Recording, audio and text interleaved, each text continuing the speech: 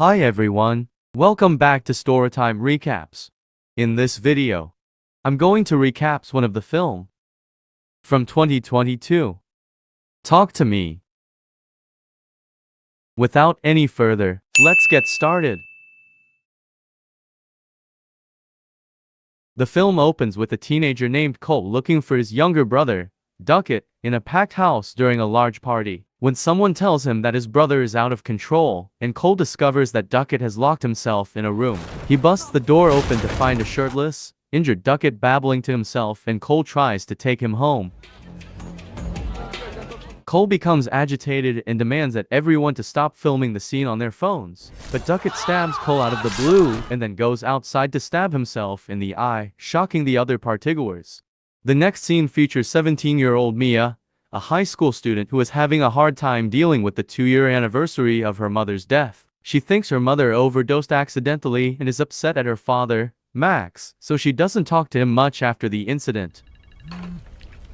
Later that day, Mia picks up Riley, the younger brother of her closest friend Jade, from his buddy's house. Ever since her mother passed away, Mia has been staying at Jade's house, because her family is the only thing that can bring her joy and hope when she is at her lowest. On social media, Mia and Jade come across a party that is being hosted by teenagers Haley and Joes. There are rumors that they are involved in some eerie, dark activities with the guests, but Mia's best friend Jade believes it's all a con. Mia wants to see for herself, so Jade only goes because her boyfriend Daniel is going. The three of them slip out and go to the party with her younger brother Riley. They eventually arrive at the party, where we run into Jade's boyfriend Daniel, who happens to be Mia's ex-boyfriend, but they remain friends despite their past relationship.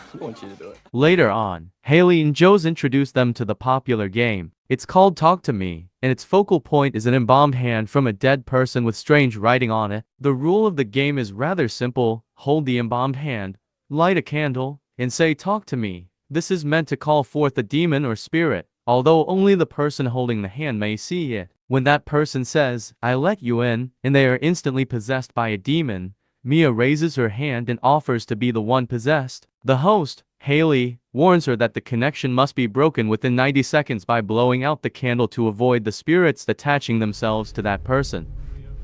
As she first holds the embalmed hand and says, "Talk to me," then, she sees an eerie sight of an old guy, which makes her feel frightened. Jade is reluctant to let Mia to continue the game, but she gathers herself from Haley. Mia repeats holding the hand and is confronted with the horrifying image of an odd-looking woman. Haley encourages Mia to say, "I let you in," and as she does so, the spirit enters her body.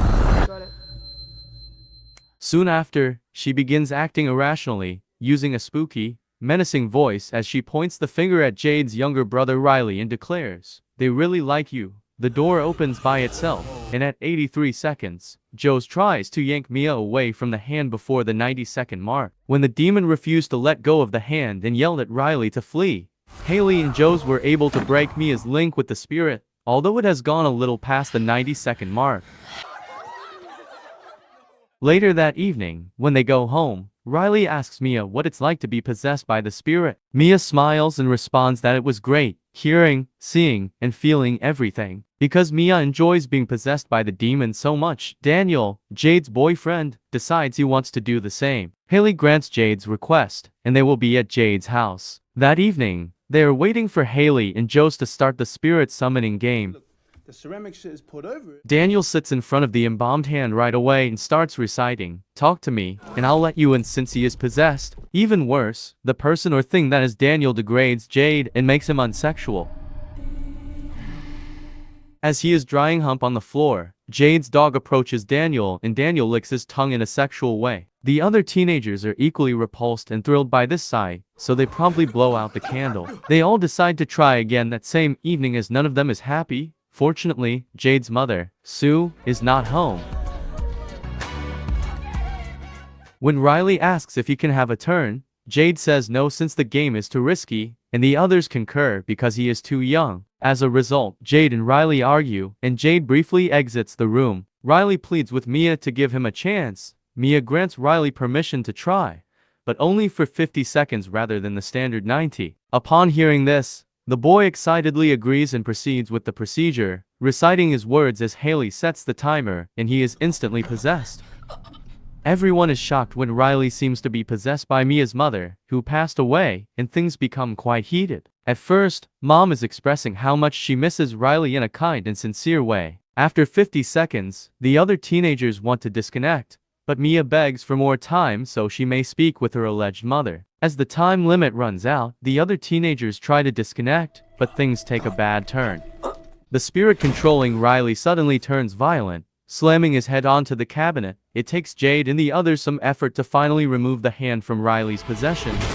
Riley is in critical condition and is hurried to the hospital for urgent medical care. The disaster left everyone stunned, and they were at a loss for words when the police came to look into it. Feeling bad about letting Riley join them, Mia packs up her things and heads back to her dad's house. When she tries to visit Riley at the hospital, Jade and Sue reject Mia, blaming her of being responsible for what happened to him. Sue, Riley's mother, urges Mia to leave and threatens to contact the police if she comes. But as she is ready to leave, she notices her mother's reflection in the window. As the mother figure guides her to the toilet, she hears her mother's voice calling for help. But when she looks inside, nobody is there. After the odd incident, Mia begins spending more time with her ex-boyfriend Daniel, and it's clear that she still feels something for him. Mia believes that her mother might be trying to get in touch with her, even though Daniel told Mia that he didn't believe Riley's spirit was her mother. That night while Daniel is staying over, Mia has a nightmare, and then he sees the ghost of an elderly woman approach Daniel and suck on his foot. Fearful, she frantically calls for him to wake up, but when Daniel awakens, he finds that Mia is the one sucking on his foot. Daniel becomes extremely alarmed and right away leaves the house. When he leaves, Mia seems to have claimed the hand for herself, setting up a candle in an effort to speak with her mother's spirit. When her mother Rhea eventually shows up, Mia can't help but ask herself if her mother overdosed accidentally or if she committed suicide. And Rhea's spirit assures her that it was actually an accident. She would never have voluntarily left Mia. The spirit then reveals that Riley is in anguish and in dire need of help. Jade is doing everything she can to aid Riley at the hospital, but he is still under the influence and bites her. He then falls to the floor, hitting his head against the bathroom wall. The demon inside of him is attempting to hurt him, but thankfully the doctor steps in and takes control. In the following scene, Mia is shown teaming with Daniel, Haley, and Joe's in their search for Cole, the first man we met in the opening sequence. We find out that Duckett, who we first witnessed kill himself, gives Joe's the hand. After that, they run across Cole, who accuses Joe's of constantly telling his late brother Duckett to play the demonic hand. Cole continues by saying that the longer the spirits remain in Riley, the weaker they get. Thus their best course of action is to wait it out. Mia worries that Riley is running out of time, so she devises a plot to force Riley to finish the game since she believes they neglected to blow out the candle while he was in possession. She visits the hospital in an effort to ask the spirits to take Riley back and figure out a method to bring him back, but her efforts are failed. Mia then makes the decision to go into the spirit world in order to free Riley's soul, which she thinks the spirits are holding hostage. She suddenly sees a small girl's ghost in a vision and asks her to take her to Riley. The girl says she lets Mia in and tells that Riley is being tormented by numerous other angry spirits. After regaining consciousness, she informs her pals that Riley will continue to be harmed by the spirits.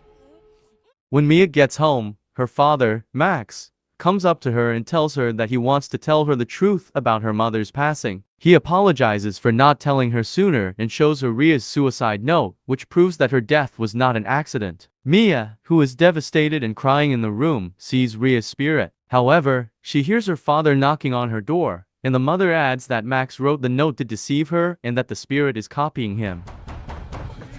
While the father is seen in the other room, Rhea also maintains that Riley can only be spared if the kid dies. The spirit that mimics her father Max enters the room and begins viciously fighting her.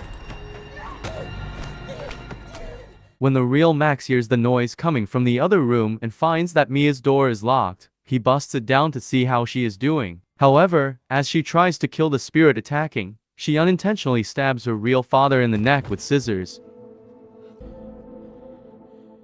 Later, when Mia calls Jade and begs her to come to her house because she knows what to do, it turns out that she has tricked Jade into leaving the hospital while she is there to see Riley. However, Jade's mother Sue soon appears and expresses regret for her earlier remarks. She assures Mia that she was never at fault for Riley's ordeal and allows Mia to spend a little moment alone with him.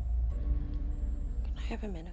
Mia, who is now almost totally possessed by the evil spirits, starts to believe that Riley can only be saved by killing him because it will put an end to his misery. So, she tries to murder Riley using the same pair of scissors, but she simply cannot bring herself to do it. In the meantime, Jade, who comes to Mia, can't find her anywhere, but instead she finds her father in critical condition.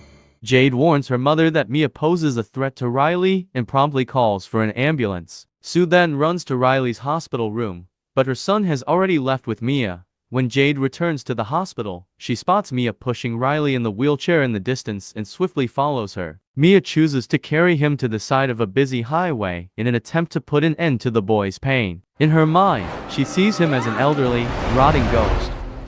In an attempt to convince Mia to shove Riley into oncoming traffic, Ria's spirit whispers that she is proud of Riley and that she is acting morally. As a result, she takes her hands off Riley's wheelchair, which causes the approaching car to crash into something on the road. Mia is then seen lying in the middle of the road, looking as though she was seriously hurt in the collision. Mia awakens on the street and finds Jade caring for Riley by the side of the road. Suddenly, she finds herself at the hospital, but everything seems strange and bizarre. Riley seems to have fully recovered and is heading out with Jade and Sue. Even though Max appears to have recovered from his wounds, Mia tries to follow them, but no one can hear her. Her cries for them to keep her company are ignored as everyone leaves. She then finds herself in pitch black void when she suddenly spots a little glimmer of light. Curious, she goes look into it and discovers it's a candle with a hand reaching out from it. As she reaches for the hand, she is suddenly taken to a party in an entirely other location, and the man holding her hand gives her a startled expression before mumbling, "I let you in." This implies that Mia is now a player in the hand game, but she is the ghost now that she is deceased. Thanks for watching, and remember to turn on your notifications to watch more movie recaps like this one.